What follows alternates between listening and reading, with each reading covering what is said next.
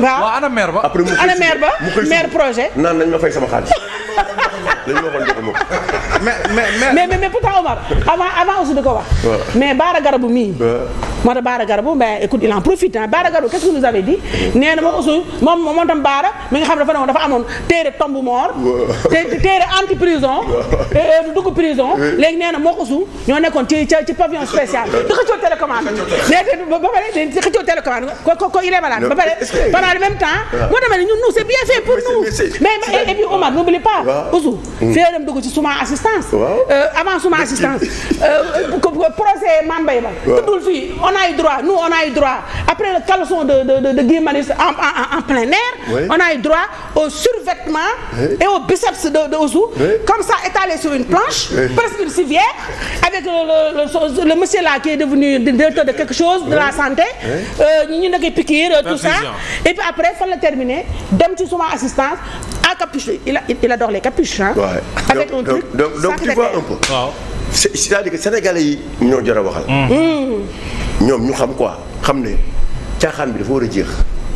te ñu ne si dëkk quoi je pense que sénégalais yi li ñu seetaan Casa di Papel dafa bëri. c'est-à-dire xoolal jeu boobu. li ñu seetaan Casa di Papel moo bëri.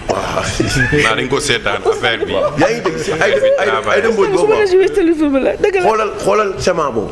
waaw ak toutes ses conséquences. très bien. est-ce que cette même ay dem ak fi mu jaar yëpp ak ñun. ci kaawu Sonko. war na mën a toog si télé. encore. ne daa feebar di waxati. di la wax ne la Ousmane Sonko. dafa feebar. ba pare osé ne Diomaye dafa dem seeti ji ko. yaa ngi dégg. moo tax demul conseil des ministres. waaw est-ce que yow. Koundou Bine récemment boo gisee ñu. man su ma neexee ma ne gëmuma ko. est-ce que tey war nañu mën a toogaat fii. gëm ko comme ça. gëm ay dëmbal. moo tax ma d'accord ak yow ne gëmuma ko. man gëmuma ko man. ma ne gëmuma ci. yotaa waaw c'est-à-dire loolu.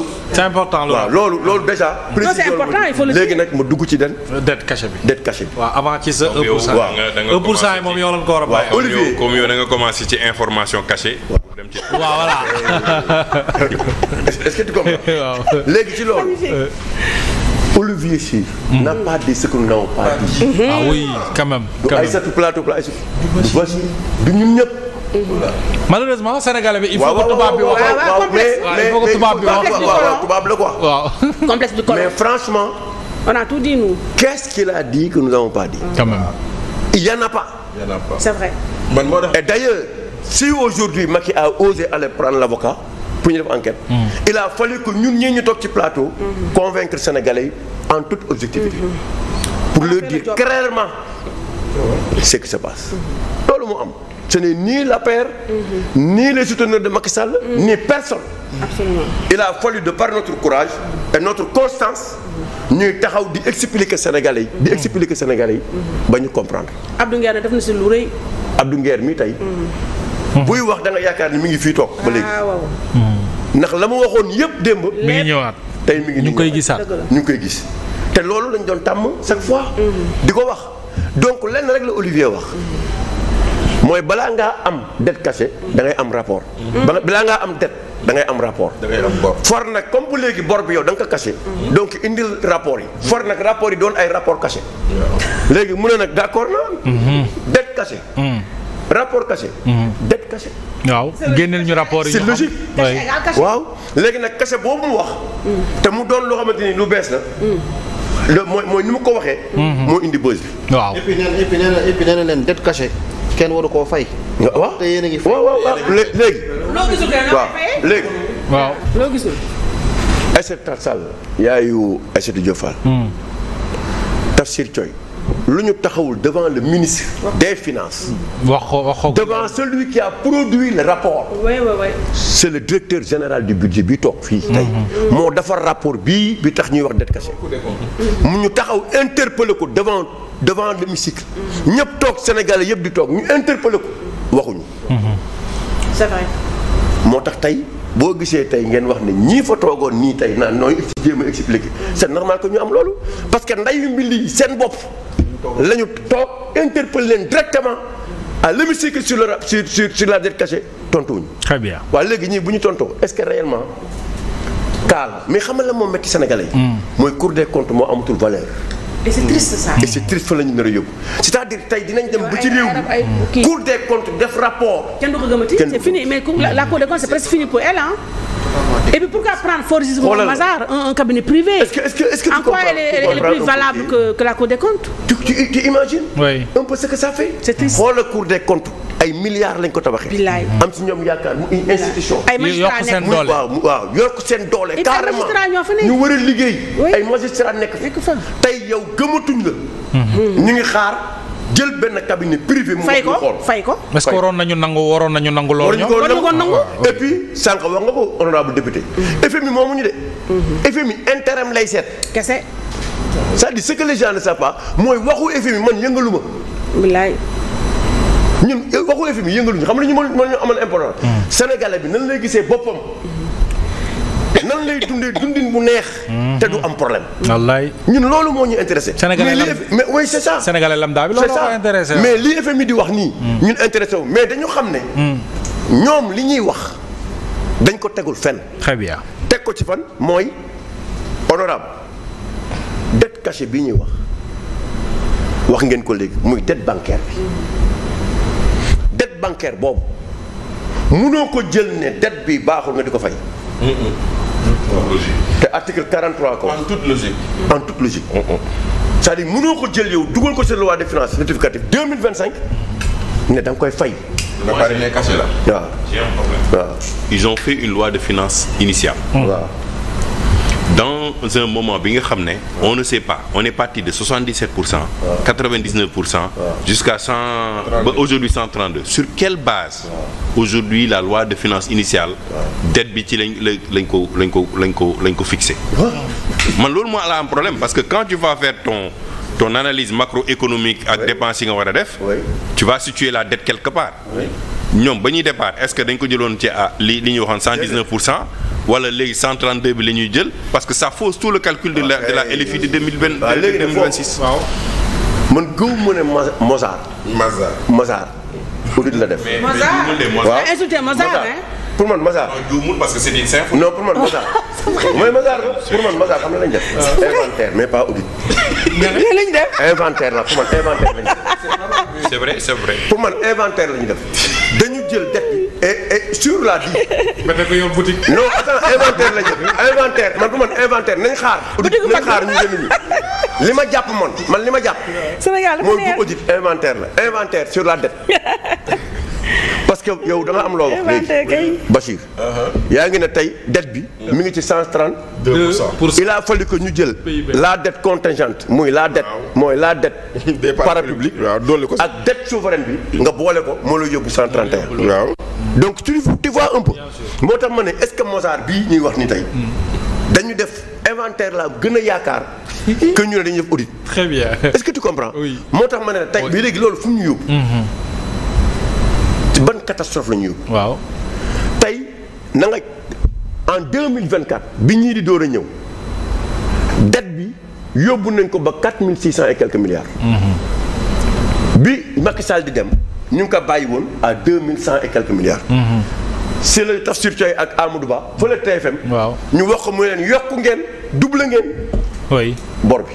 jusqu'à 4600. donc yow jàpp nga ne léegi moo xam ne teel benn. waaw ne 2024. ñu ngi woon ci 4600. milliards. ñu dugg ba 2025. waaw ñu leb ñaata. 5700 et quelques milliards. muy boole muy 9000. déedéet. parce que muy 10 270 milliards. ci lu 10 000. 270 milliards waaw muy Thierno Alassane mooy bi Thierno Alassane waxoon. ci loi de finances rectificative. oui. léegi ñu dugg 2026. 2026 ñu ngi prévoir. 6 000 milliards. waaw boole ñaata lay doon. 16 000. 16 200 et quelques milliards. très bien. 16 000 déjà.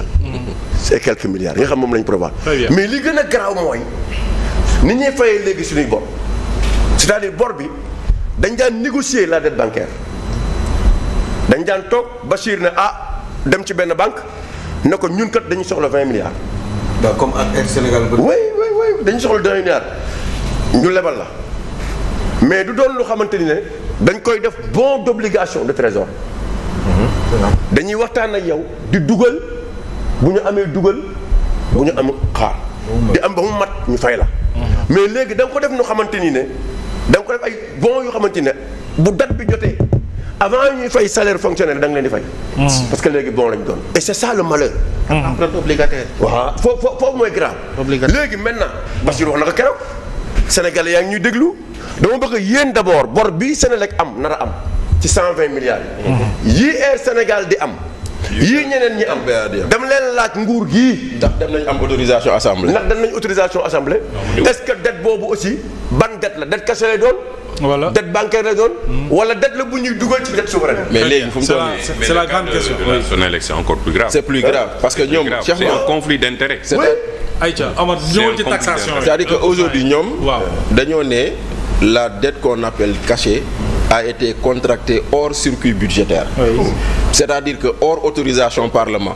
mais tey Sénélec mu ngi dem lebi 120 milliards.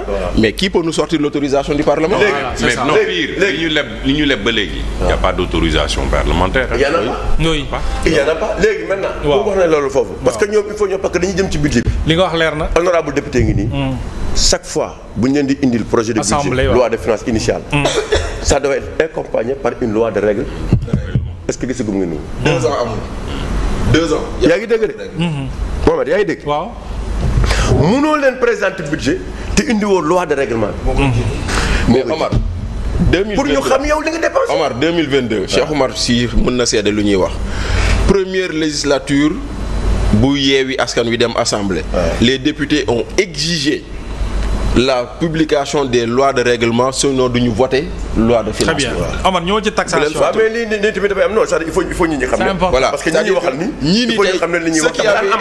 wallaay li ngay wax ak li ngay wax ak leer. waaw kay léegi ñu xam ne dafa daan am rek. ce qui avait exigé de Macky Sall. merci Bachir. du nguur de Macky Sall. on laisse la production du rapport.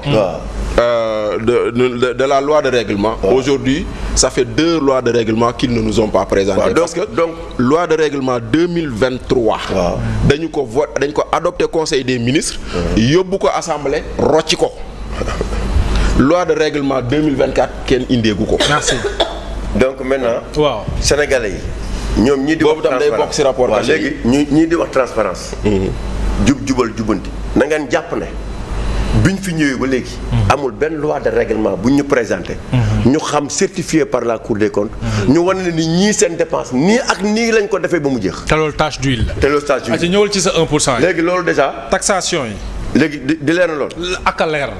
bon léegi mbir yi kay da nga koo ndengeñ fu mu. taxation yi waaw lan moo ko indi 1% yi sa parti fii. lan moo ko indi wax dette cachée ak chiffre falsifié yàq suñu notation nërmeelal suñu signature ba ñi ñu daan lebal téye seen loxo FMI ñëpp taxaw waaw